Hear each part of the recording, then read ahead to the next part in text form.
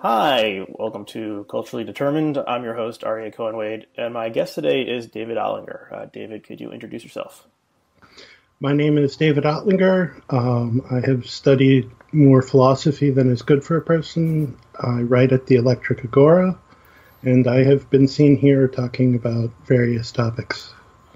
Yeah, we had a previous conversation on Meaning of Life TV about postmodernism and Trump, which people can check out, and I was actually just thinking about that yesterday because someone we talked about just died. Robert Venturi, the architect, just passed away yesterday, and he was a key figure in postmodernism in architecture. But that's neither here nor there. We're having a conversation today that was actually prompted by a tweet that I made within the last month or so, and this conversation is kind of going to be like a meta Blogging Heads episode because we're going to be talking about like debate and discourse and the way it's happening across America, but also online. And the tweet was actually kind of inspired by one of my tasks as an employee at Blogging Heads and Meaning of Life TV is I kind of monitor the comments, and that includes YouTube comments because our videos are now on YouTube. So there's a lot of people who find Blogging Heads and Meaning of Life content who aren't necessarily familiar with the site. And so we're getting, new viewers and fans and followers, and so that's a good thing. But some of the people who comment on YouTube are also some of the worst people in the world. So I didn't realize you had to do both. You poor man. Yeah, yeah. YouTube comments are usually unusable. It's just a snake pit. Yeah. So if you are watching this video on YouTube, comment below and tell us what you think of YouTube comments. But usually, really, I'm just trying to delete ones that have like racial slurs and or just are very vile or something like that. So it's a pretty open realm of discussion down there. And our most popular show on Blogging Heads is Glenn Larry's show, The Glenn Show, and he's been with Blogging Heads for like a decade or more. And he's assembled a lot of fans, and I think he's gotten new fans of who find his content because it's suggested to them through the YouTube algorithm after they're watching videos by Jordan Peterson or Sam Harris or Joe Rogan. Glenn is not at their level of fame, but he is some way operating on the same wavelength. So those type of people are kind of migrating over and saying, telling Glenn like, "Oh, Glenn, you should join the intellectual dark web," or "Glenn, you should go on Joe Rogan's show," which is all all well and good. And I started seeing comments that were kind of like, I don't know. They just made me think that the way we're looking, like, there's this new sort of person out there who is consuming like intellectual or political debate in the way that one could consume a sporting match or a game of tennis, and they're kind of admirers of the form of online debate, and they've kind of invented some terms like steel manning, which I never heard of before, but is like the opposite of straw manning. So setting up a straw man argument, and then steel manning is like describing your opponent's argument in strongest terms possible before you give the counter arguments. This is like a neologism, and yeah, and there's just people who are kind of really into it just for the debate's sake. Like I said, like, watching a tennis match, and you just really admire the form of the players.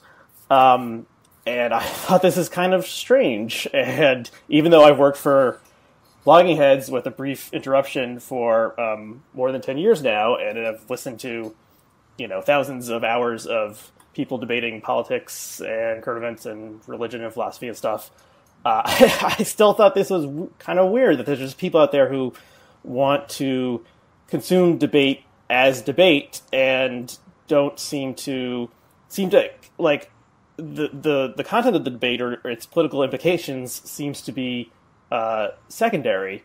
So obviously, like, a lot of the intellectual dark web people have an ideology, and it's usually a lot of these people were kind of like once liberals, but became disaffected with there are people on their own side who are going to extremes or something like that, so they're now critics of liberalism. So that's an increasingly popular ideology. But yeah, I mean, there's people out there who will pay $50 to attend a live debate between Jordan Peterson and Sam Harris on the topic of, like, does God exist, or, is religion good or bad or something. And I'd pay $50 to get out of there.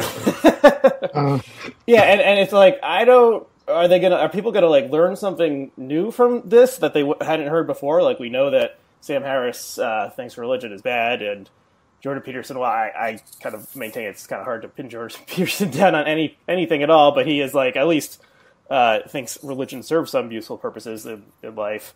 But yeah, and then there's people who are treating these particular figures like, celebrities and rock stars. And there was a recent essay by a writer named Megan Down that was called Nuance a Love Story, that was about how she got really into watching these debates online. It was actually her entry point to them was the Glenn Show on Blogging Heads and Glenn's conversations with John McWhorter. And then she started viewing the videos by Brett Weinstein and Rogan and Peterson. And I think at one point she says, like, Brett Weinstein was, if I met him in person, it would be like meeting Bruce Springsteen in person or something like that. So this is all, like, new and weird. I don't, I feel slightly weird, like, kind of criticizing people who just enjoy this stuff, because they're probably watching Blogging Heads TV videos, and if no one was watching any Blogging Heads TV videos, I wouldn't have a job. So I don't quite know what to make of all this stuff. And you said you'd be interested in discussing it with me, so yeah. Well, what do you think? They apparently like being challenged, these people, so we'll try to challenge them even on this. If I have one message for Glenn Loury when not that he would listen to me, but if he did, when the dark web comes knocking, it'd be run, Glenn. Please don't fall in with these people. But yes, no, I've noticed these same trends that you have, and I think from your guests and stuff, I think we kind of look at the same group of people, are aware of the same sort of internet trends and the way things have been evolving. And I think it's very interesting within my lifetime the way the media has kind of evolved in ways that I think both reflect changing notions of what intellectualism is, and that also cause changing notions of what intellectualism is. It's both a kind of product of and causal factor in these kinds of what would you call it?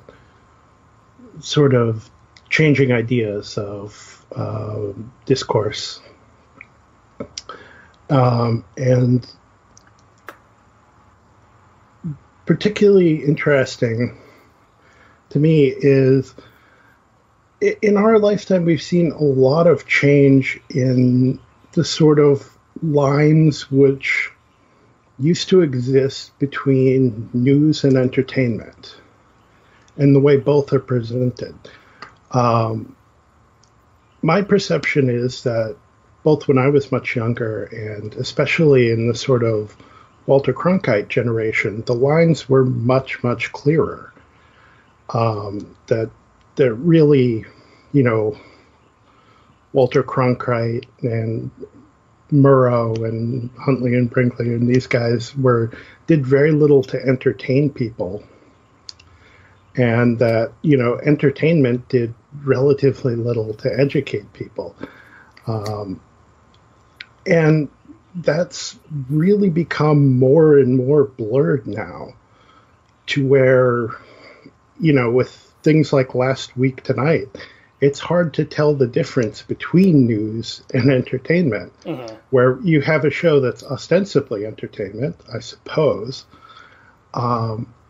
which has, on the one hand, a staff of comedians, and on the other hand, a staff of journalists, and is presenting these long segments which can only be described as journalism, which have jokes interspersed through them, but also present a lot of fine-grained detail in just presenting the facts of the case, and are clearly holding themselves accountable to getting the facts right and to getting the context right, and basically are holding themselves accountable to all the usual norms and standards of journalism.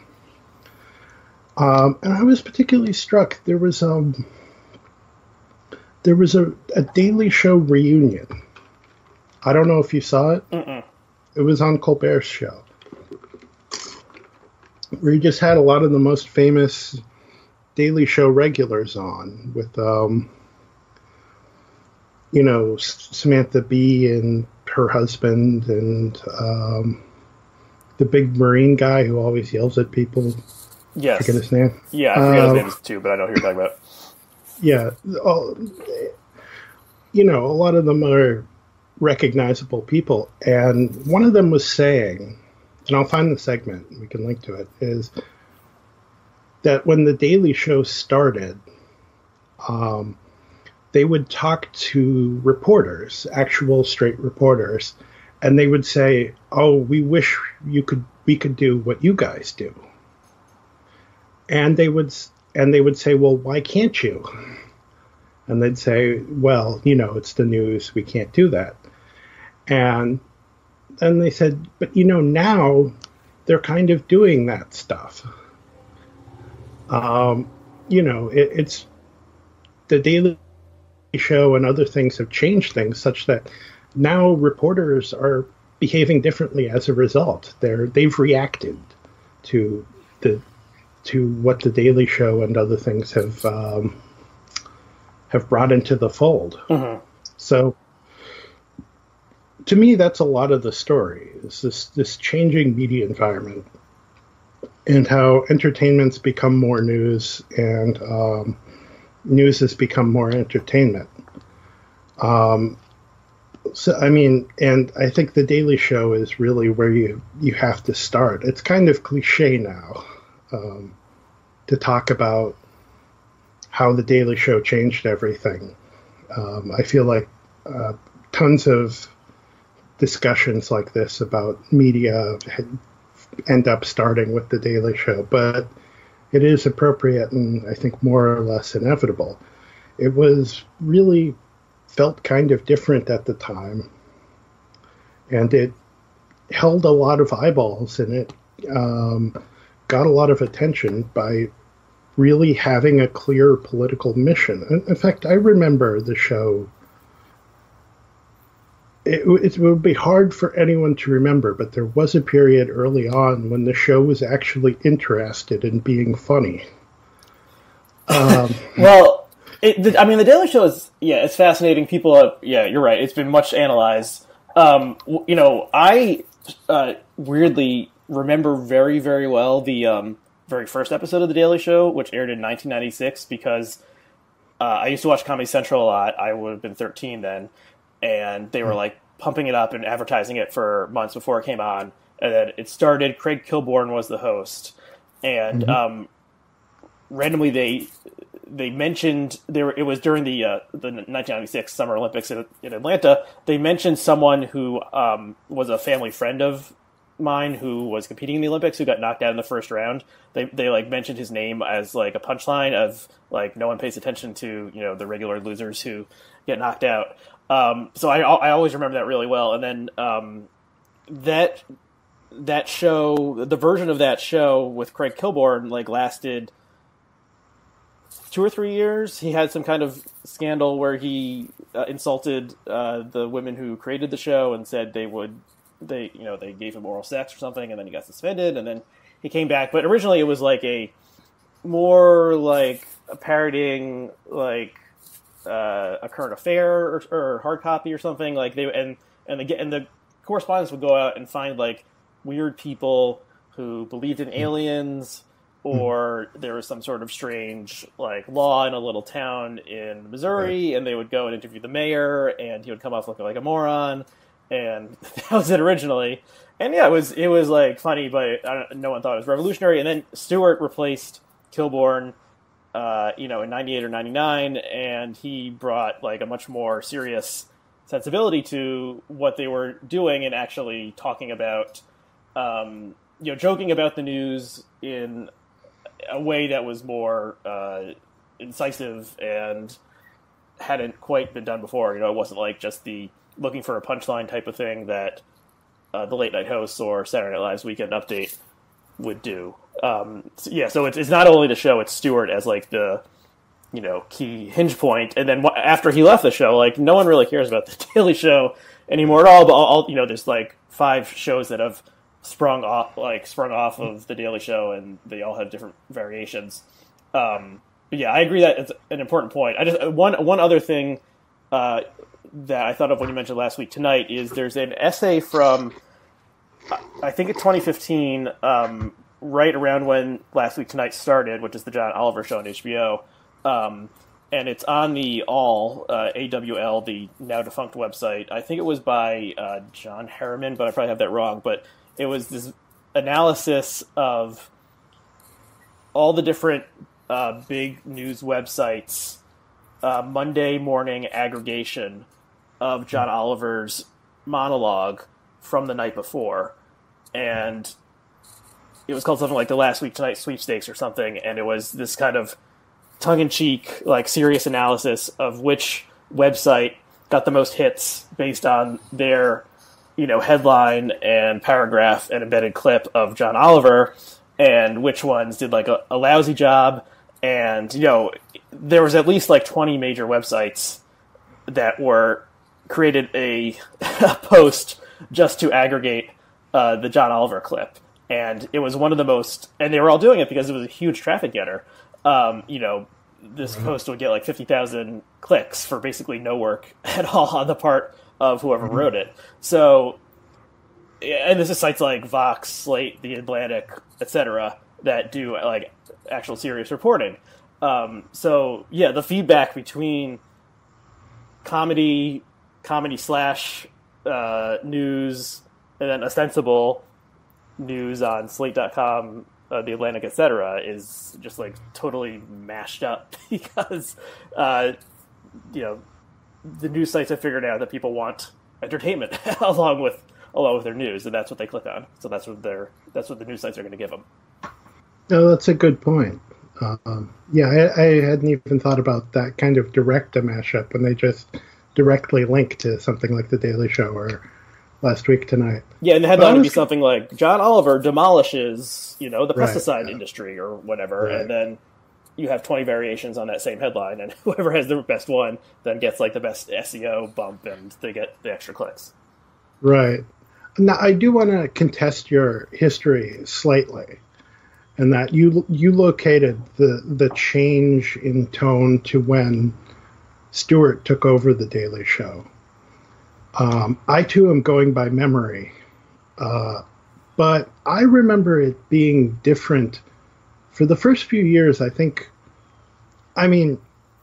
Stewart was a more serious kind of guy, so I'm sure he brought a more serious sensibility, as you put it.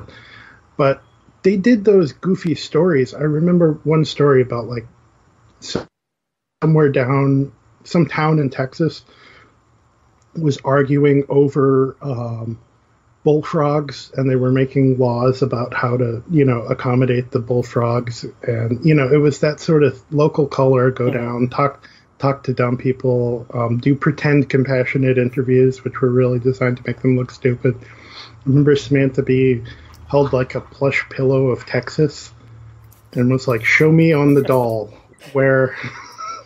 Yeah. So it was like a parody. Yeah. More. And Kilborn had been a sports anchor on ESPN. So he could play the role of the like sports, like the anchor who had like smarm, but also, he's like this tall, good looking guy and has good hair. And, he can kind of play it serious when he has to. So, yeah, there was a satiric element in there as well. Sure. But I think the thing that really changed everything was the invasion of Iraq. And from then on, you could see it just changed Stewart personally. And from then on, he was really about trying to use the show to change the world, to change hearts and minds, to really kind of impact public opinion. And occasionally jokes were thrown in, but I think it really became about clapter from that point on. And I mean, he occasionally did these bus tours and sort of extracurricular things, which were just clearly, I mean, explicitly about trying to change people's minds and trying to create dialogue. And so that was really different. You had something that was started as a piece of entertainment, ostensibly still was a piece of entertainment, but was still basically functioning with a political goal. And that really determined what was on it and the style. And that really changed everything. And as you said, it spawned all these different imitations, which also had clear political goals. And in fact, sort of one of the major things that allowed you to discriminate between them was the different worldviews of the different hosts. That, you know, Larry Wilmore had a point of view, and Colbert was a Roman Catholic, and he had a different point of view. And then last week tonight, it really, to me, solidifies this kind of pattern where what they're doing is clearly journalism. And occasionally, Oliver will trot out as a defense this kind of "I'm just a comedian" line, which is now so palpably absurd when he's employing journalisms and is clearly playing by all the sort of binding himself to all the sort of ordinary rules of journalism. That he's clearly making an attempt to get things right,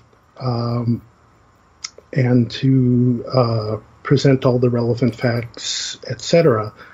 So we're really what the Daily Show began, we're now sort of really far into. Yeah, and it's an interesting, confusing phenomenon. So do you think that the reason people are now, spending a lot of time watching Joe Rogan, who used to be on Comedy Central as well on The Man Show, and then he went to Fear Factor. So I think he was originally just like a stand-up comedian, and now he has one of the most popular podcast YouTube channels in the world, and he interviews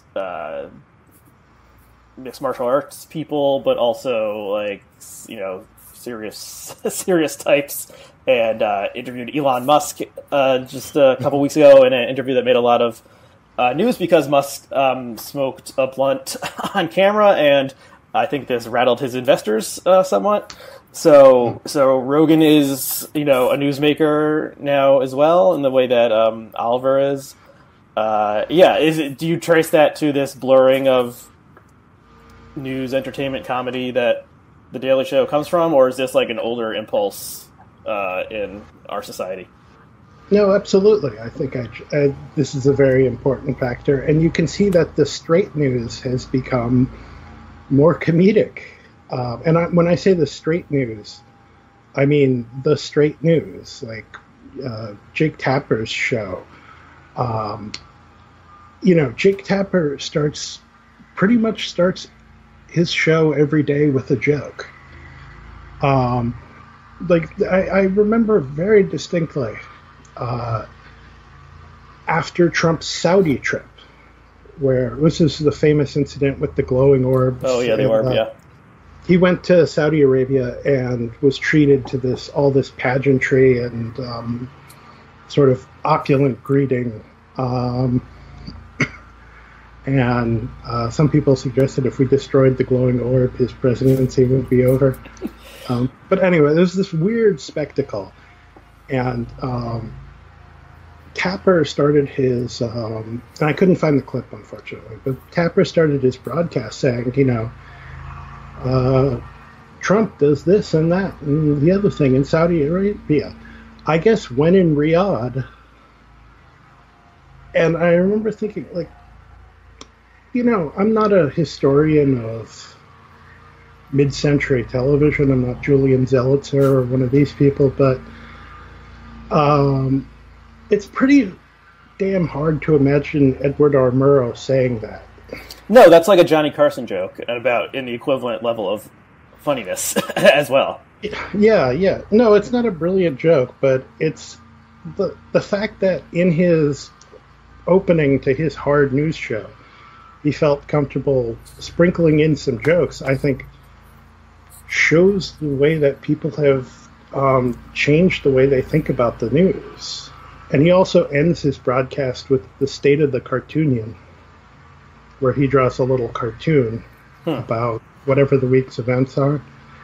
And I know people will say, like, look, there's always been the kicker, the human interest story. The news has always had some little joke. And that's true. It always has. But those jokes haven't usually been the news. It's usually, and traditionally a human interest or a kicker, it's a funny story about, some woman in a town and she did this funny thing. It's not usually, Jake Tapper drawing a caricature of the president and making jokes about the political events of the week. That's something new. And it also, reflected in that is that this idea that the reporters are supposed to be these sort of dispassionate people who totally hide their own political opinions and try to be totally objective and neutral all the time. That's just clearly gone. Yeah, that's totally dead. I would say social media, especially Twitter, killed that. Yeah, but television too. It's just changed so much. And part of me, and this is a kind of parenthetical, but part of me thinks that those old kind of Walter Cronkite generation ideas were somewhat naive. But I think now we're, if anything, too cynical, too far to the other side. We're so skeptical of any kind of idea of neutrality or dispassionate objectivity that we cynically sort of see everyone as biased and everyone is engaged in ways that really aren't helpful. But sort of coming back to our main thought here, entertainment's become more news and news has become more entertainment. And you're right now that there seems to be this class of people who are in between who it's almost impossible to identify whether we would call them intellectuals or entertainers or both. Joe Rogan is, I don't know whether to call him the apex or the nadir of this phenomenon, probably more the latter. For Joe Rogan fans, that means top and bottom. They're going to come after you in the YouTube comments, I guarantee it. I don't care. But Joe, but not just Joe Rogan, but also this intellectual dark web phenomenon, and a lot of the YouTubers, from YouTubers from across the political spectrum too. You've had Contrapoints on.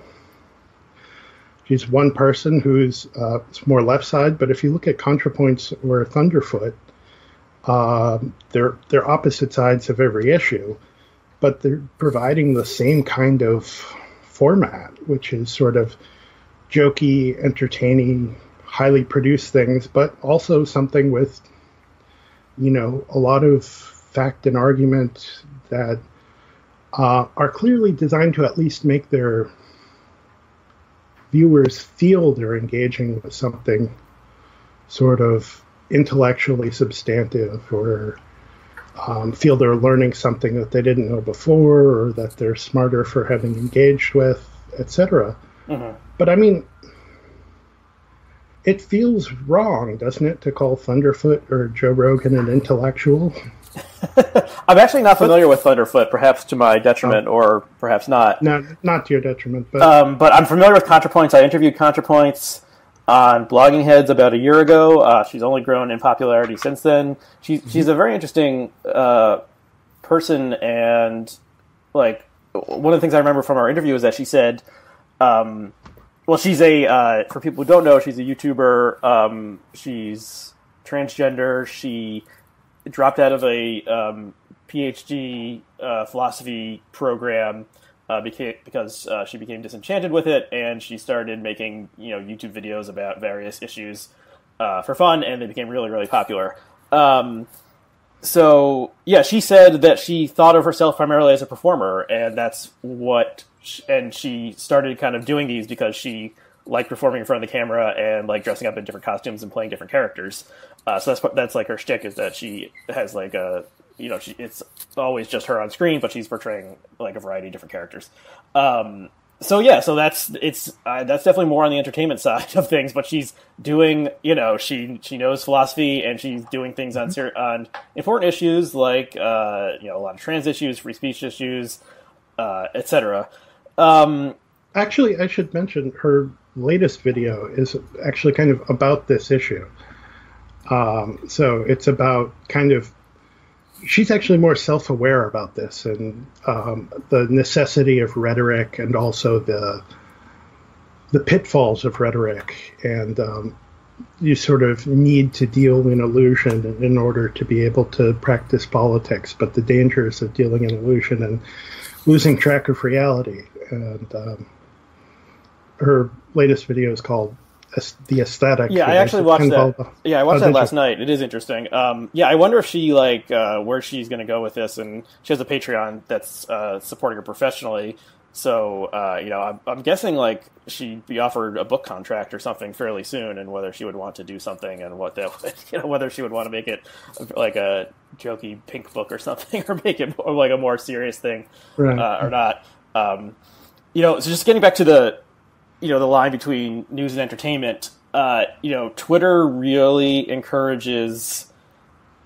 Twitter has revealed that a lot of people who went into journalism feel like they missed their calling by not going to stand-up comedy. There are some people who are journalists who are funny on Twitter. There's other people who are journalists who kind of make things that look like jokes on Twitter, but aren't exactly jokes.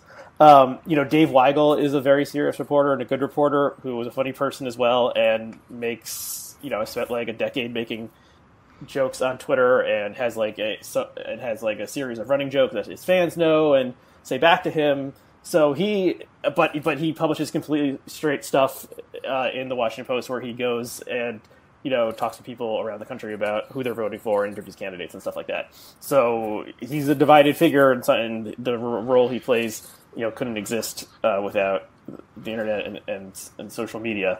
Or like Ken Popat White is he's a lawyer, and he does legal commentary, very serious stuff, but damn is he funny. Yeah, and he now has a show on, I think, NPR with Josh Barro, a street reporter who actually I think just joined New York Magazine, and has been on Blogging Heads a couple times. And I think, he's called Popat because he originally just created his account anonymously on Twitter as a joke and chose the name Popat, and is clever and knows a lot about the law, so he attracted followers that way. And there's other people who kind of have gone this route in some way of having being outsiders, and using social media to move towards the respectable center of media and politics. But something I wanted to bring up is whether the question is this new, or what is old is new again? When I was thinking about this question about debates as entertainment, I thought about the Lincoln Douglas debates, and they toured the state of Illinois and had these public debates, and huge crowds of people would come to listen to them, where all these people very interested in the issue of slavery. Probably not every single one of them. Probably there were children there, and there were women who couldn't vote. And they were attending because there wasn't a lot to do in the 1850s, and so they would come out to the town square, and it was like a community event, and there would be this debate, but it was also like an enjoyable time. It wasn't. I feel like back then it wasn't like, if you watch your like senatorial debate in your state on like local television, like you probably feel like you're doing your civic duty by watching it, because it's not going to be really interesting in any way. But this, oratory was different in that era, and how people understood what was entertaining was different. And there used to be people who would, tour the country giving 2-hour speeches on different topics. And somewhat famously, the guy, there were 2 speeches that were delivered when Lincoln delivered the Gettysburg Address. And one of them was this guy who I think was the president of Harvard, and he delivered like a 2-hour speech that no one remembers at all, and it was just the way people talked back then. And the famous thing was nobody knew when to applaud after the Gettysburg Address, because they just heard this long speech, and then Lincoln walked up, and you can say the Gettysburg Address in 5 minutes, and then he sat down, and nobody knew. Like, oh, is he done?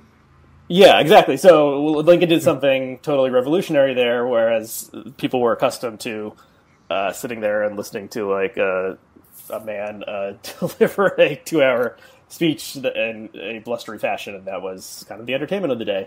And I also thought about the the turn of the century yellow press, which was, as everyone learns in high school history, was sensationalized, and they would just print things that wasn't true. And there was like 8 papers in a big city, and they're all competing with each other and had multiple editions. And the reason that it's called the yellow press is because there was a cartoon character named the Yellow Kid who appeared in, I think, the Hearst paper in New York, the Tribune or something, and that became the thing that stuck, was this comic strip character that appeared. So comic strips were kind of an innovation at that time, but so there were people who were buying the paper not just for the news; they were buying it for the cartoon strips as well, and those were not sober, edifying things. They were probably just silliness.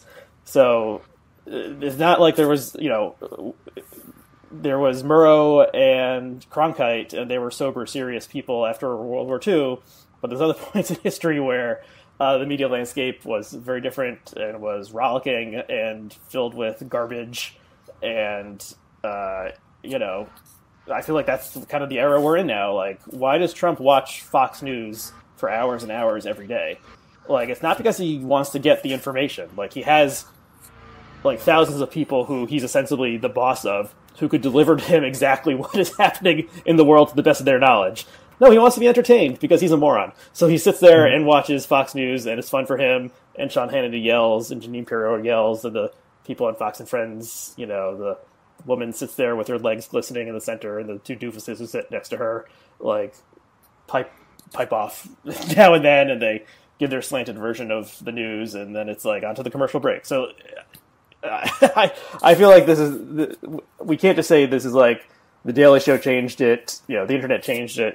It's also like these are other ways that media and information have been conveyed in this country, and perhaps we're just returning to that era. Yes, I think there's some truth in that. It's important to remember that not everything in the past was staid and formal and, some hoary old black and white picture or lithograph of, that we sometimes get in school. And you're talking about the 19th century. Presidential candidates were expected to sort of go around and put on big parties and supply drink, and a few people tried not to do that and lost. So, yeah, there was a more raucous environment, but, I mean, you brought up the Lincoln-Douglas debate. Maybe people went to that in a spirit of receiving entertainment. Well, maybe they did. But, we know what was said there, which was several long hours of talking in a fairly formal and morally high-flown way, often sort of rhetorically elevated and sort of eloquent language, but pretty substantive and direct and, intellectually dense kind of stuff. So if that was their idea of entertainment, so be it. They didn't have a ton of other options, like they had books, right. And I suppose like magazines existed in some proto form, but I mean, I'm fine with intellectualism and entertainment overlapping to that extent. The same could be said of like William Jennings Bryan, who was a highly rhetorical, sort of very emotional speaker, but nevertheless was using that sort of rhetoric to put forward a substantive platform and an idea of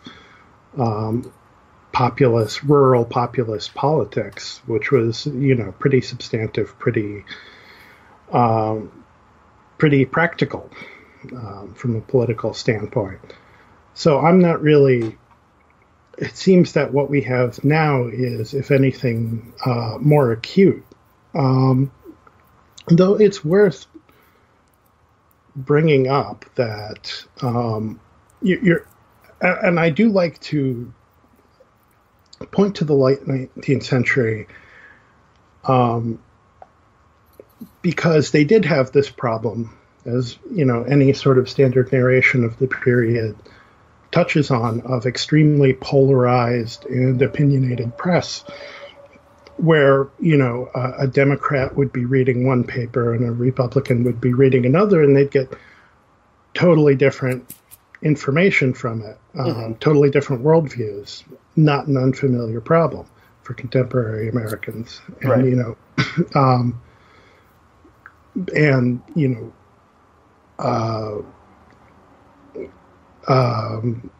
Roosevelt, the first Roosevelt, Theodore Roosevelt, absolutely hated the Post, abominated it, thought it was one of the major obstacles to what he was trying to accomplish politically.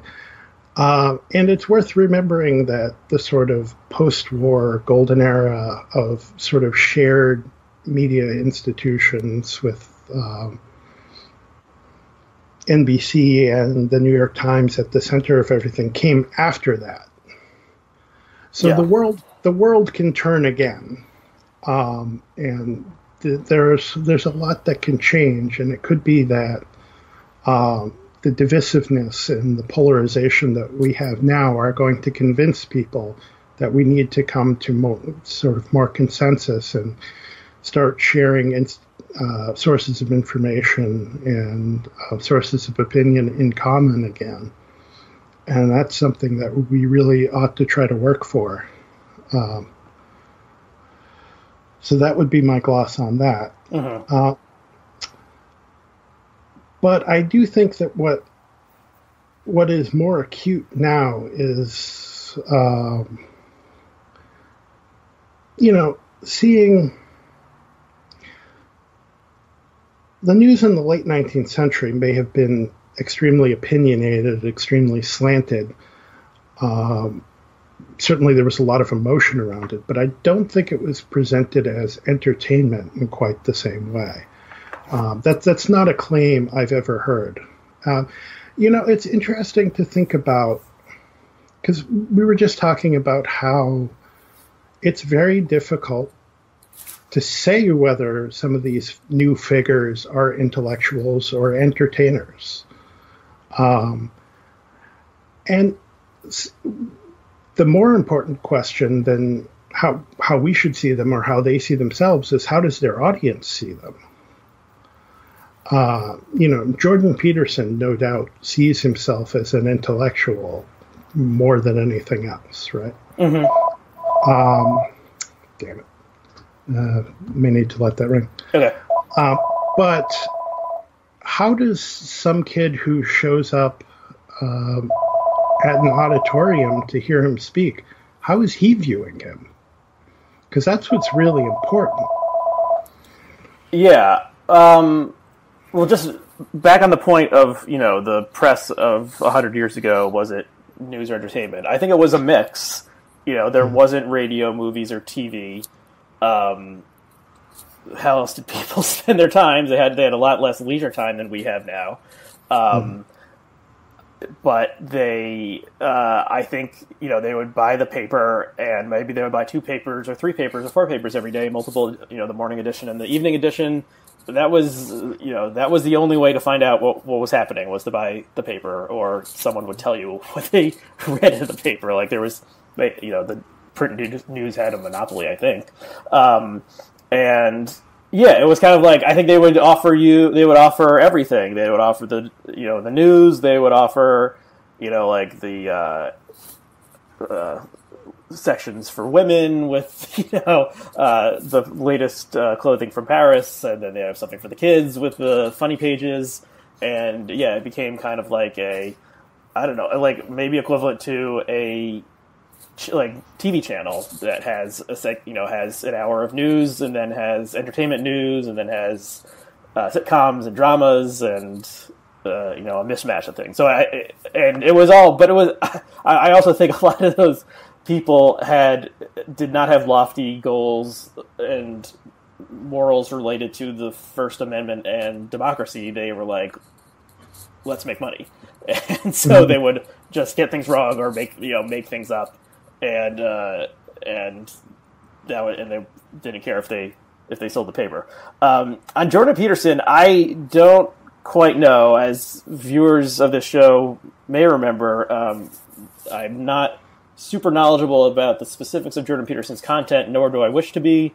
And everyone hates everything I say about Jordan Peterson all the time.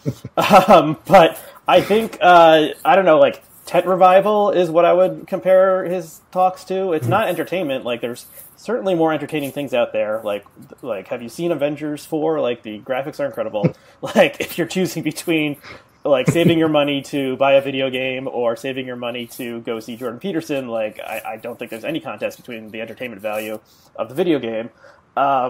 So yeah, it's someone delivering a sermon on moral betterment. That has a long history in America as well. But you talk about, from what I can tell, Tent Revival would be what I think people are kind of experiencing when they go see him live.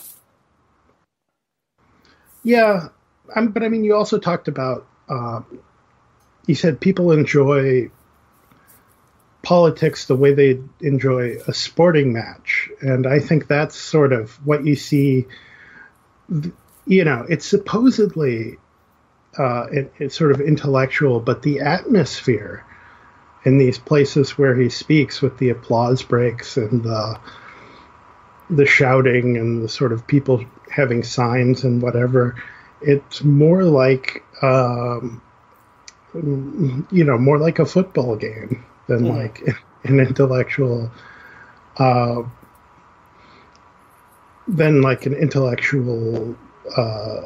than like seeing an academic talk, for instance. Yeah, or like a political rally.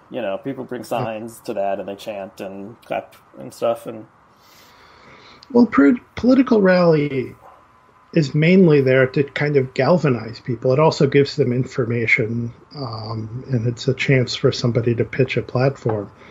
But you're not supposed to really be refining ideas at a political rally. You are supposed to be refining ideas at a political debate, which is why they generally have the more staid, solemn, quiet kind of atmosphere. Uh-huh. But in these debates and sort of panels and things that Peterson and people like him go to, they are supposed to be refining ideas ostensibly, but they retain this atmosphere that seems wholly inappropriate. So maybe we should get into, because I worry that these two ideas are contradictory. This sort of, you can't treat politics as entertainment and still have it be politics. Well, the thing is, of the last 5 or 6 presidents, 2 of them were explicitly employed as entertainers for large portions of the career around Reagan and Donald Trump. So there's a collision that's been there for a long time, and that's not a great comparison though, because Reagan really worked hard to put Hollywood behind him, and he became a governor, right. And he spoke in the very standard presidential fashion, and he made he did a lot of work to make sure that he could show he could be rigorous and substantive, and he had a point of view, and he read a lot of William F. Buckley, and he had a kind of comprehensive conservative worldview, whatever you may think of that worldview. He had it, and he was at pains to show that side of himself, to show himself as at least somewhat intellectual and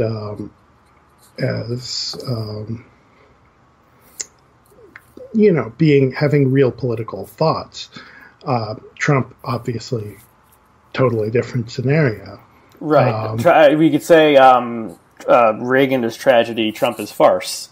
Or maybe that's too glib, but Trump is a farcical figure, and yes, he did have a career in the business world and owns lots of buildings and golf courses and stuff. He became known to the wide swaths of America because he was the host of a game show that was very popular. So, and he is like the most entertainment president we've ever had. Mm-hmm. Yeah, that's certainly true. But I mean, he merges the two realms much more than anyone before him. And, the basic problem I see with that is entertainment is sort of self-interested. If I'm out for entertainment, I'm out for something which is going to bring me pleasure or amusement or some kind of positive affect. And it really doesn't help anyone else except inadvertently. And if I'm interested in something political, it seems to me I'm usually concerned with something, some larger whole other than myself. And even if I have a political goal which concerns only my self-interest, like I don't know, somebody's going to abuse eminent domain and knock my house down where only I live. Well, then I'm going to be politically involved in a way that's clearly serving my self-interest and ostensibly only my self-interest, maybe even at the expense of all the people who would want to drive on that freeway, which would go through my house. But no sooner do I get involved on behalf of my own interest than I'm going to have to invoke things which would have to do with the good of the whole or the good of other people's interests. Like if somebody can abuse eminent domain to harm me in my house, then they can use it to harm other people. And I have to make a case that my particular end is good for the whole. And that's just, it seems to me, a kind of activity, a kind of thinking that's different in kind from thinking about entertainment. And so when you have the two people seemingly unable to differentiate the two, you have a pretty serious problem. And I think this is, related to the complaints a lot of people have of selectivism and kind of the online discourses.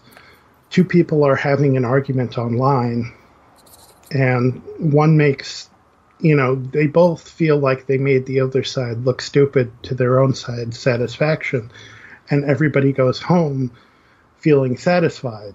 But nothing has really been accomplished. And frequently I want to say to people, that's not why we're out here. Or if we're out here for that reason, we're not practicing politics. We're out maybe to satisfy ourselves or inflate our own egos or something. But unless we have some plan to get these thoughts to issue forth in actions and changing the social conditions, then we're not really doing politics at all. We're doing something else. So that's where I think it becomes quite pernicious when these ideas about politics and entertainment get intertwined. I mean, look at what is Salon, basically? I mean, it's not news. There's not really any news on it. Yeah, it's built to reinforce the prejudices and tribal sympathies of people on the left, but not the far left, because Salon was much more like Hillary Clinton territory than Bernie Sanders territory. Well, that had much more to do with just feminism versus other kinds of identity politics, but I mean, I think it's a lifestyle magazine, right? Mm-hmm. You're supposed to read it and get a sense of yourself as a sort of refined liberal person. You're in the know. You're with the right groups. You're against the wrong groups. You're on the right side of history, as the kids say sometimes.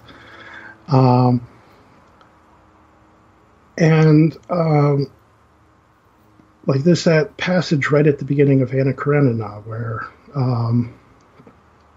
Stepan is reading the liberal newspaper, and the narrator points out that if any of the policies that the paper stood for were actually enacted, it would be ruinous for Stepan, who's an aristocrat. But that's not why he reads it. He doesn't want the things he reads there to be to actually happen. He just enjoys the feeling of sophistication he gets from reading them. And there's a way you can neutralize a lot of momentum or a lot of potential by turning politics into entertainment. Because then people's actions won't be directed towards accomplishing something. They'll be directed towards just sort of providing themselves with the right satisfaction. Mm-hmm. And I think that's really quite dangerous. Yeah, that's interesting. Where do you see? Here's a question. Where do you see this platform we're on right now, Blogging Heads, Meaning of Life TV? Where do you see it fitting into this landscape? And feel free to be honest. It may hurt for future appearances on the site, but no, I'm joking. Yeah, tell me what you think, and I'll tell you what I think.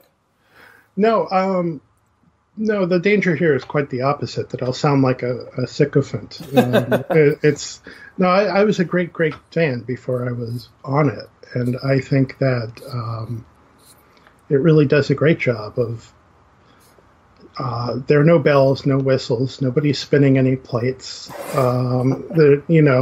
There are no floodlights, there are no little animations, nobody has a little avatar that speaks for them. It's just people talking very substantively and very patiently about important things, and I think it's one of the best things going in discourse today. I don't know why it isn't 10 times more popular than it is. But maybe the things you like in the media you consume is not quite what the mass of the audience I've been told this before, yes. But no, I think when you look at Blogging Heads, it's directed. I mean, sometimes it's like me talking about Kant, but usually it's directed towards things that are politically highly relevant and makes at least some nod towards how things should change. I suppose we're doing that today, right? Talking about how attitudes could change and we could be a more effective kind of citizenry. If we, adopted different values or different ways of evaluating what information comes to us. So I think it's very effective, and I think we need more stuff like that. There, if I just now I feel like I'm licking boots or something.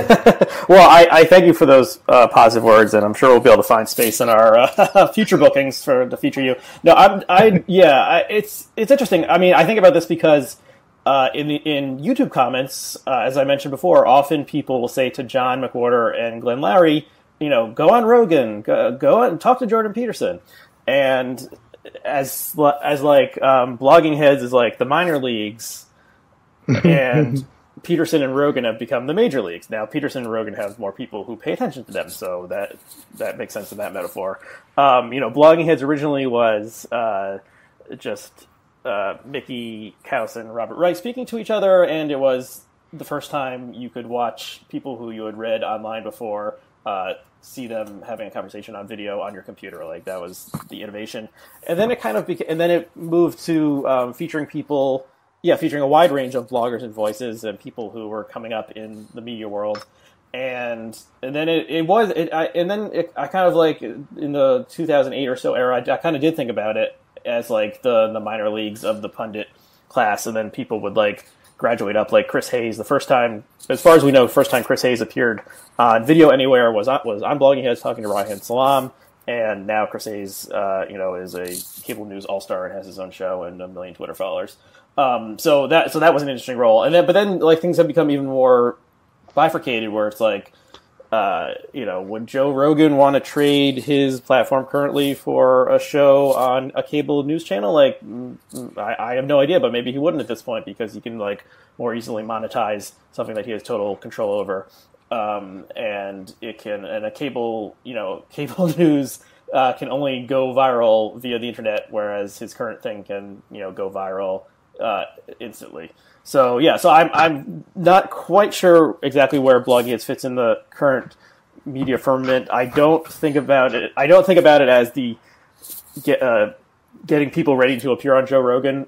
Like, if anything, it should be the reverse. But life isn't fair. Well, there's something I look for, because if there's this certain atmosphere that, I always think of academic talks, which I used to go to fairly often. And if you're in an academic talk, there's this sort of patience. It's not one moment is, pressing to get to the next. There's people walk up, they shuffle their papers, they look down, they think for a moment, and it doesn't feel odd, or it doesn't feel strained to pause for a moment. It doesn't make anyone uncomfortable. And most importantly, there's this kind of air where people are superficially at odds with each other, but it's a more deeply collaborative thing. So if somebody is giving a talk, somebody who disagrees with them will pepper them with questions, which will be, objections and things. So they're ostensibly on two different sides. One person's pressing one point of view, the other person's pressing an opposing point of view, but they're both pressing these points of view in a mutually supportive way, that they're both part of this same collaborative enterprise, which is an inquiry, and they're both following the rules such that they can both gain insights, and neither one of them is going to do something which is going to make it difficult for them to be understood, or make it difficult for the other person to follow the argument or anything like that, because that's not what leads to further truths being uncovered and further insight being uncovered.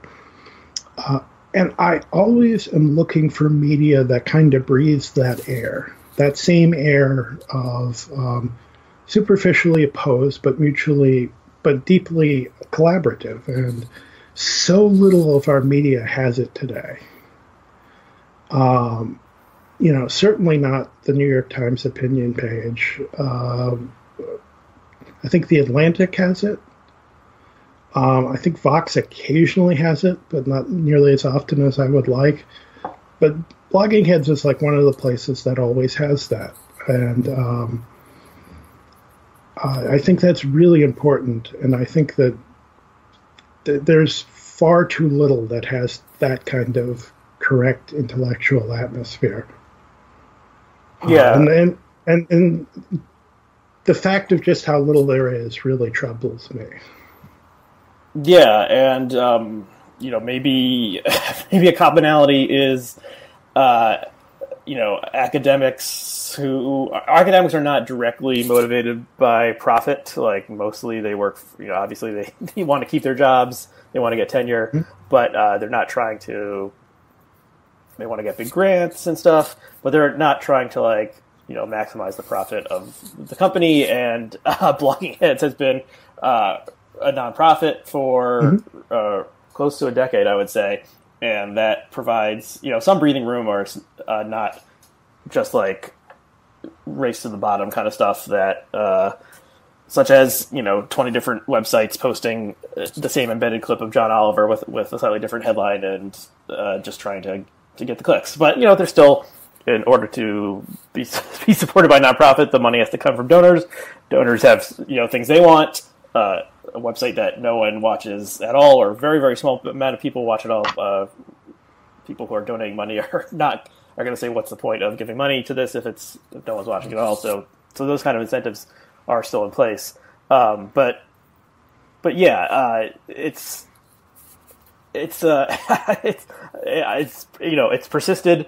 It's stayed close to the original vision, I think, and no one has quite tried to pick up the mantle and do the same thing. Maybe for obvious reasons, maybe because they think they couldn't do it as well. I don't know. Do you want to talk about Colbert, or do you want to wrap up? We've gone over an hour. I think we'll leave that where it is. But shall we briefly talk about maybe what a better politics would look like? Yes, I don't have a lot of ideas, but why don't you offer some?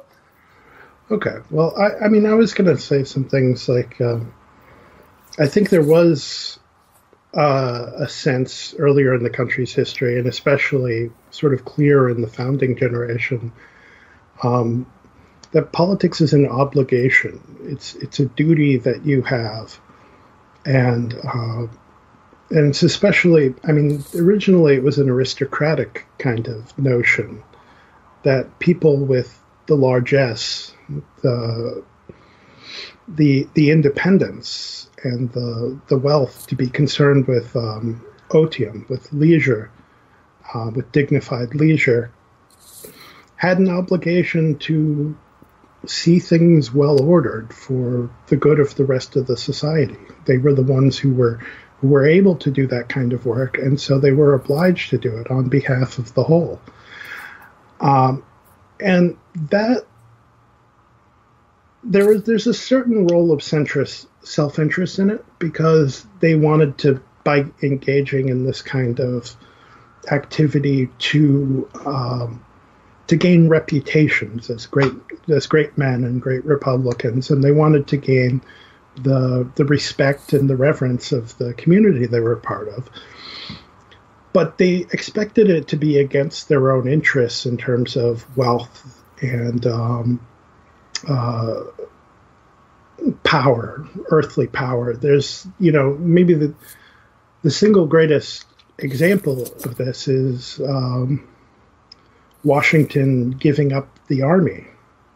That he fought the war, he defeated the British, and contrary to everybody's expectations, he delivered the army back to the Republic and said, "I'm going to be a private citizen."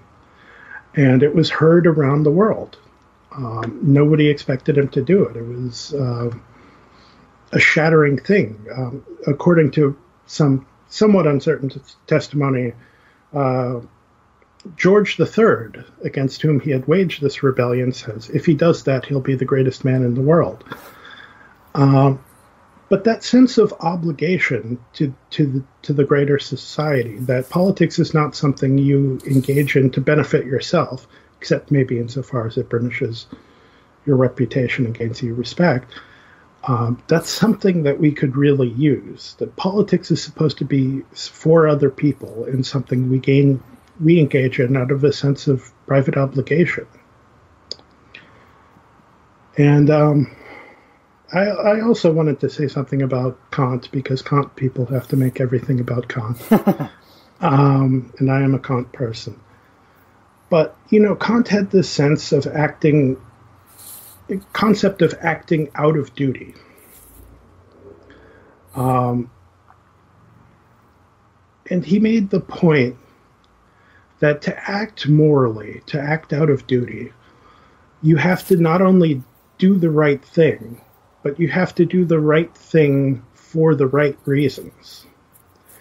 Even if you do the right thing, knowing that it's the right thing, and even if you do the right thing in some sense because it's the right thing, you haven't necessarily acted morally. For instance, if you just do the moral thing, even knowing that it is the moral thing and knowing why it's the moral thing, if you do it just in order to see yourself as good or to see yourself as moral, you haven't really acted morally. You have to act morally, you have to do the moral thing for the correct moral reasons. And the point is, you have to actually act according to principle. If you don't, you're maybe trying to avoid a sense of shame or a sense of fear of doing the wrong thing, or trying to gain some good feeling you might have by seeing yourself as more moral, but you're not really following a moral principle in and of itself. And I was thinking about just how foreign that kind of thinking is to a lot of our political discourse, which is so cynical. It would just refuse to take any of those kinds of distinctions seriously. And again, I find that very troubling. I think, tell me if you think I'm going too far here. But I mean, I've seen some things, people have said some things where they don't take the concept of morality seriously. They just think that's it's a kind of school of suspicion type thing, where they think any kind of appeal to morality is a kind of underhanded appeal to power or some kind of ploy, which has some sort of hidden agenda, must have some hidden agenda behind it. Mm-hmm. I mean, you get the same. So this would be something like being accused of virtue signaling, or... Yeah, that's the more kind of rightward thing. But okay, I'll say this. Why is Jordan Peterson so popular? One reason he's so popular is because he actually dares to speak in a moral idiom. Mm-hmm. He says, these things are right. The other things are wrong. These things are fit to be done. These people are worthy of admiration. These people are not. And he writes books or wrote one book that says, here's how you ought to behave. What liberal speaks that way? Yeah, I see what you mean. And there's people who leave a vacuum. Well, there's people who speak that way, but they kind of cut out 98% of the people as being sinners. So, you don't respect intersectionality. You're a TERF. You are a misogynist. You're a racist. So there's morality in that way of speaking, but it's like, and some people call these SJWs. Don't know if you've heard that term before. There's a way, but it's just a way of saying I'm the good person, you're the bad person. You need to do the work. but don't ask me what that is, because that would be emotional labor. Exactly. But this is very off-putting to the vast majority of people. But those people are often the most invested in portraying themselves as bad. Like, there's no positive vision. They have a lot of things that they're very sure they want to not do. But what do they actually want to do? It's very unclear. And they don't have any, those people generally don't have any positive image of morality.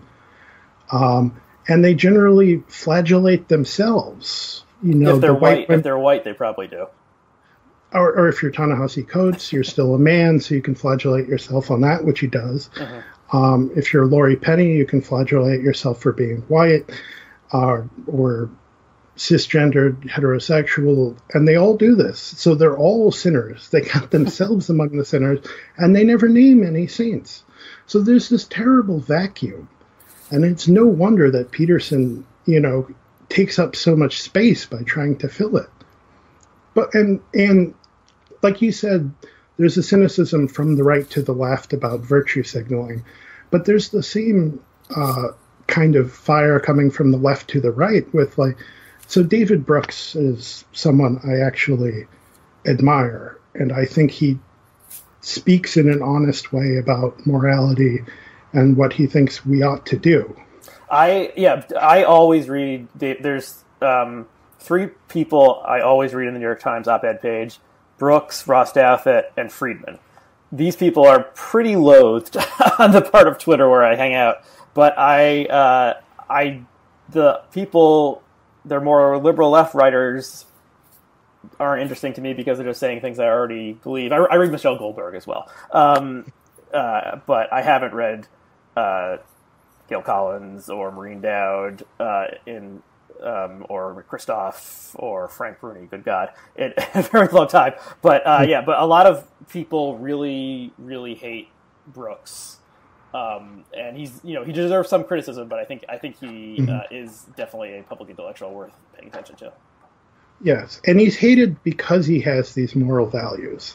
I mean, people try to say he's a hypocrite or whatever. Who cares? But the thing that for those who don't pay attention, the reason they say that is because he divorced his first wife and married his research assistant, who was like 25 years his junior. Right, which I don't understand caring about that, but what really earns him all this scorn is that he stands up for values, just any values at all. And there's very little. There are people like Michael Sandel and Martha Nussbaum who are actually talking about sort of the good life and positive values that we should have from a liberal perspective. But the people who talk that way are, like Michael Sandel and Martha Nussbaum, moral philosophers, and nobody listens to them except for me. Yeah, so I just see very little of that kind of leadership on the left, and that, again, troubles me. There's no reason we can't have values. And having values means judging people who don't share those values, and we just have to be comfortable with that, because it's a lot better than having no values. Right. I mean, this is like a whole other conversation that we could have, perhaps. The values of the left I think there are values. So, the mainstream left, like people like Barack Obama, have values, I would say, related to fairness and justice and, providing a minimum standard of living to people and treating people with dignity and stuff like that. But more like, what are they going to do with that more? Well, there were things like the Affordable Care Act, which didn't work exactly as promised, and now Obama recently said he'd be open to Medicare for all. And on the economic left, universal Medicare for all is really the main goal that they're fighting for right now. Being healthy is not a value. I mean, what are you going to do with that health? What kind of life should we live? Okay, I see what you're saying. So the I guess the left liberal response would be like, it's your freedom to choose what kind of life you're living, as long as you're not like harming, someone else or interfering with other people's pursuit of their vision of the good life. And that's not a great answer. and there's something to be, well, you're right. This would become a whole other conversation. But I think there are some values that we can share. And even that are part of the kind of experiments in living that Mill talked about. If we're going to have a society that engages in experiments in living and lots of individual choice, there's a certain kind of culture which has to grow up underneath that, which involves things like a passion for truth and for beauty and a sense of collaboration between people, like Mill and his debate society and his autobiography, where he was very happy to debate with conservatives about what was good and worthwhile pursuing in life. So if that were the case, then people would not be just throwing scorn at Ross Douthat and David Brooks. They would be engaging in collaborative debate with them. And of course, that's not what we see. Yeah, I agree that especially on Twitter, where emotional tribal reactions get the most positive feedback for people who send them out into the world. Just saying, this sucks, fuck you. I have this running joke where I say someone's name and then I say like 8 ellipses and then I say, sis, you're canceled. Because that's like a phrase that people use, is saying like, you're canceled. Like, Jian Ghomeshi, you're canceled. Like, we don't really need to hear anything more from Jian Ghomeshi for a long time, maybe forever. But like, there's other people who commit smaller infractions who maybe we shouldn't say like, you're canceled, go away forever, go die in a hole. That's emotionally fulfilling, but not like the proper way to go about things. I don't know how to fix the hole we're in. I think a lot of the reform has to happen on the right. The right is Donald Trump doesn't actually have any political philosophy, but he cultivated people who describe themselves as conservatives or on the right, and they supported him and put him in the White House.